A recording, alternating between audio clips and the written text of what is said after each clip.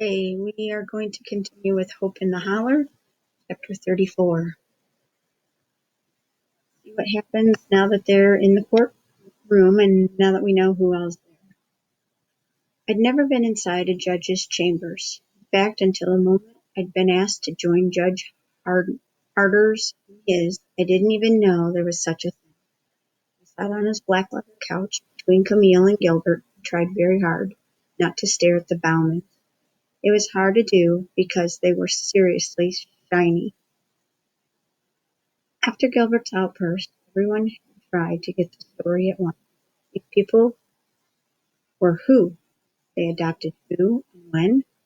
Gilbert had done what? I still couldn't believe it. I leaned into him with my shoulder. You really called them? I whispered. Gilbert nodded. Yep.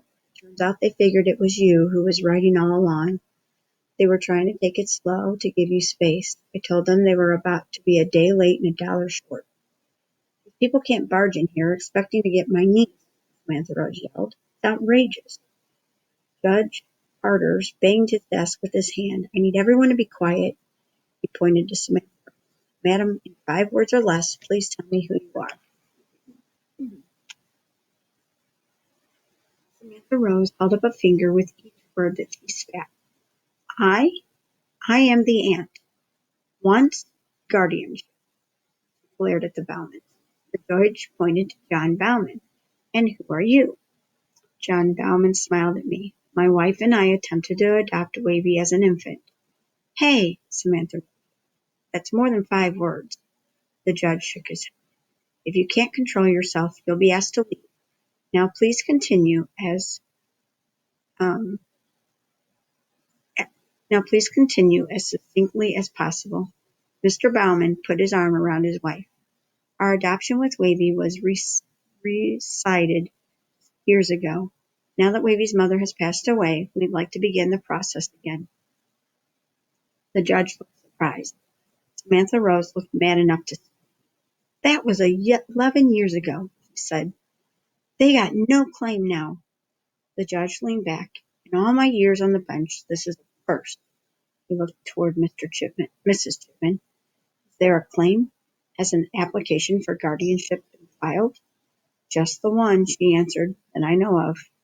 We just learned about the situation this morning, Mr. Bauman said. We downloaded the application and filled it out in the car. He pulled a folded sheet of paper out of his suit jacket pocket and passed it to the judge. It doesn't matter what they have, Samantha Rose shouted. They can't break up a family. I'll sue. I listened to the adults talk back and forth about me and tried to shake the feeling that no matter what, Samantha Rose was going to win. She would find a way to get guardianship or to keep the Bowmans from it.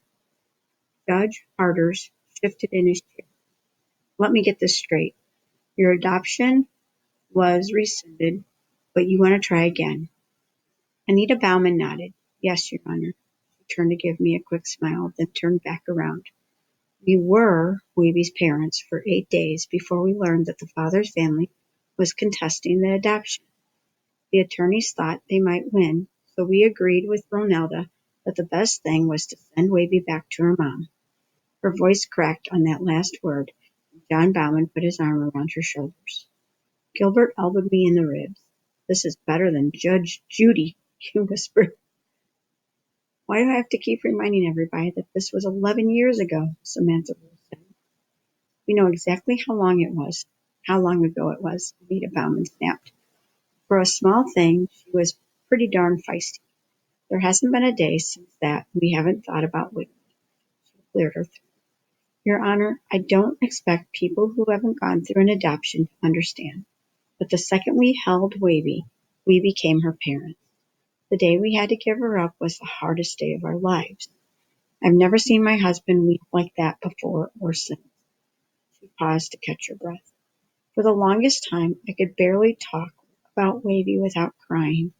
Some years ago, I decided to contact Ronelda on Wavy's birthday. We exchanged letters, and she allowed us to send a small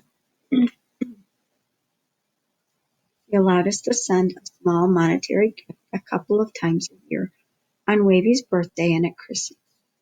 Gilbert's eyes widened. Small? mouths to me. Camille grabbed my hand tighter. Samantha Rose's face turned even redder. Your Honor, these folks think money solves everything. Just because I don't have as much as they do doesn't mean they can just barge in here and buy my niece. We weren't trying to buy her, John Bauman said loudly. We loved her. We cared for Ronelda too. He shook his head. She trusted us with Wavy, and it might have been the worst day when we gave her back, but those first 8 days were the best of our lives. He pulled a handkerchief out of his front pocket and blew his nose. Then she should have named you guardians, Samantha Rose. But she didn't, and family sticks together. The judge raised both of his hands. I think I've heard enough. I need to think for a second. A few seconds later, he turned to Miss Chipman. Wavy's mom mentioned the Baumans to you? Miss Chipman shook her head. Sorry, no. But then again, she didn't mention Samantha Rose. That's unusual. Your Honor, Nita Bauman said in a small voice, Ronelda knew how devastated we were after the adoption fell through. I don't think it would have occurred to her to ask us again after all of that. The judge sighed. I appreciate that you and your husband want to intervene, but unless I can find cause, the court tries very hard to place children with willing families. Samantha Rose stood tall at the judge's words. I could practically see her grow 2 inches. One, I was headed back to convict Holler, where I'd probably stay forever until I was buried between Hap Conley and Alma Savage. If she buried me at all, and didn't just make me disappear in the woods like Marley Savage. Marley Savage, Hap Conley, Alma Savage, Angel Davis. Everything in Conley Holler was connected. Gilbert, he whispered. Quick, let me see that newspaper article. He fished it out of his pocket and handed it to me. Angel kept mentioning Marley Savage. I stared at the grainy photo. My grandpa had been cropped out, but it was the same picture that was hanging on our wall. The same picture that Samantha Rose had shown me and mixed up which one was her dad. Excited, I read the clipping again. A fund has been set up for the Savages' 2 daughters at Farley First Union. The truth had been in front of us the whole time. Angel had been trying to tell us. I bolted to my feet. Judge Harders motioned me forward. Yes? I cleared my throat. Miss Chipman said that the court tends to favor family in matters like this. That's right. Well, I said, what if Samantha Rose wasn't actually family? Would that matter? Liars, Samantha Rose yelled. One more word out of you, madam, and I'll have you removed. He turned back to me. Go on. Everything in the Holler is connected, don't you see? I turned and smiled at Gilbert and Camille. We have a cemetery that holds my grandparents' graves, but there are others. Mrs. Savage, for one. She died and left 2 children. Mr. Savage couldn't take it and ran off. I swallowed and kept talking. There are pictures at the house of my mom and Samantha Rose. They don't look anything alike. But there's a bunch of pictures of Mr. Savage, too. I had to dust them every day, and Samantha Rose looks just like him. I passed the newspaper clipping to the judge. You can't tell much from that picture, but there are other clearer ones at the house. Camille was nodding. Tell him what Angel kept saying. I clasped my hands together, fighting my nerves. Angel Davis, our neighbor, kept yelling at Samantha Rose that he'd promised her daddy he'd take care of her.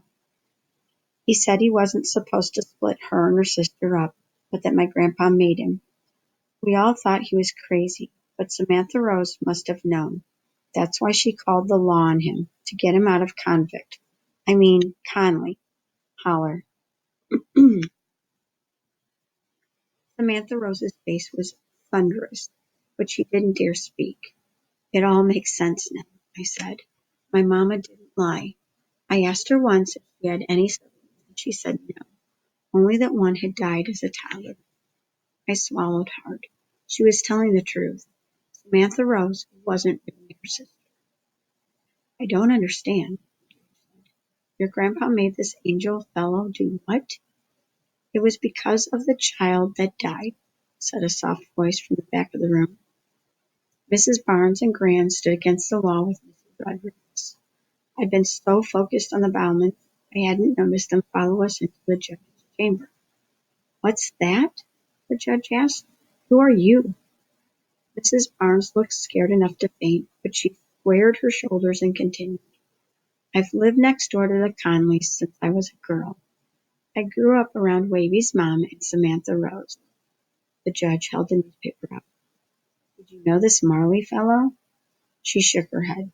"No, but I remember my mamma saying that Mrs. Conley, Ronelda's mother, wasn't ever the same after losing her first little girl, Darlene. If Hap told Angel to give him and his wife one of the Savage girls, he would have." "Thank you," the judge said. He turned to Samantha Rose. "Is this true?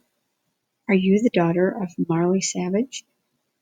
Samantha Rose crossed her arms, looking furious.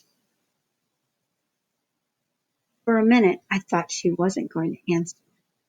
"Yes," she finally said. "And Hap Conley never let me forget it. The old goat kept promising he'd make it official, but once Ronelda was born it was like I didn't rate." The judge sighed and looked at me. "Young lady, you can have a seat. This may take a while." Then he started talking really fast about birth certificates and wasn't Angel Davis on the docket for the afternoon?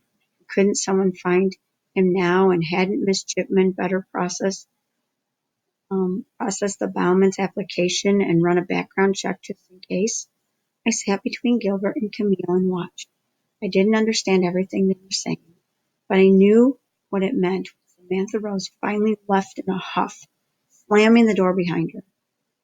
And I had an inkling that something big had just happened when Anita Bauman knelt in front of me, took my hand into hers, and burst into happy tears.